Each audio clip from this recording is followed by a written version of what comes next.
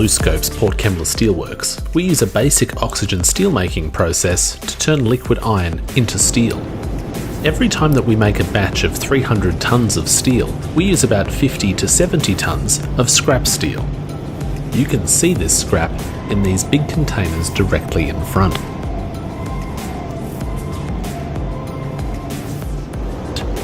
Here now is a large ladle of liquid iron that has come directly from our blast furnace process. We're about to transform this into steel.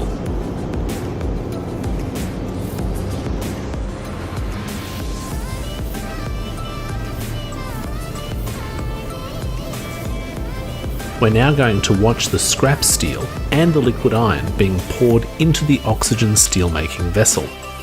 The camera is now on a tripod, as no one is allowed in the area during this charging process. And here comes the scrap steel. Steel is the world's most recycled material. You should never throw steel away into landfill. We need to recycle it to get the chemistry right in our mixture, and also to control the temperature of the process. The scrap is needed to cool the vessel down.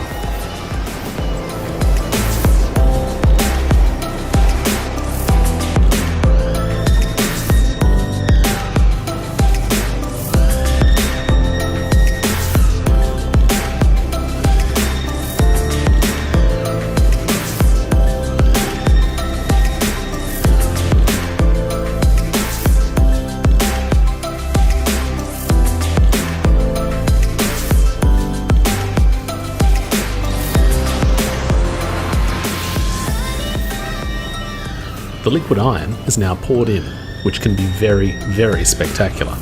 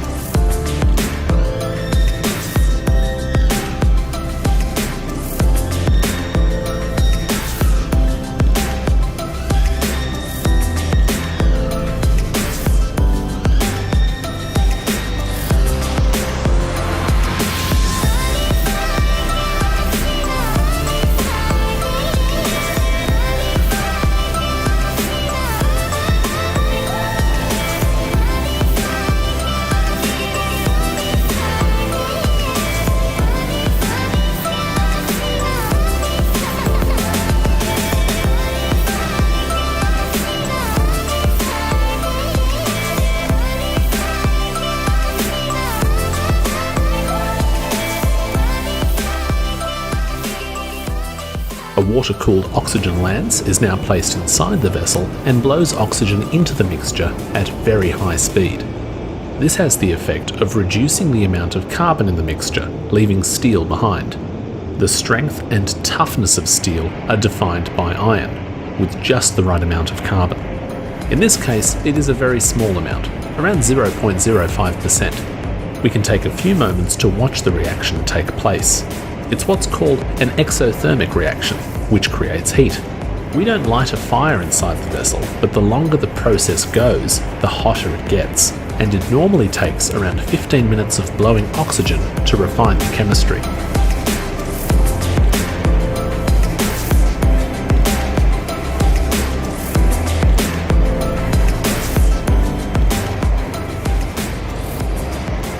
A sample of the steel is taken and sent quickly to a laboratory for testing. When the composition is correct, the vessel is tipped over and the steel is poured through a hole in the side into a ladle under the operating floor.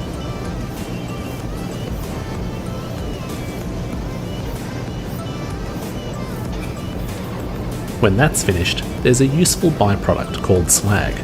In most cases, this slag is tipped off into another ladle. This whole cycle will take place about 30 times each day.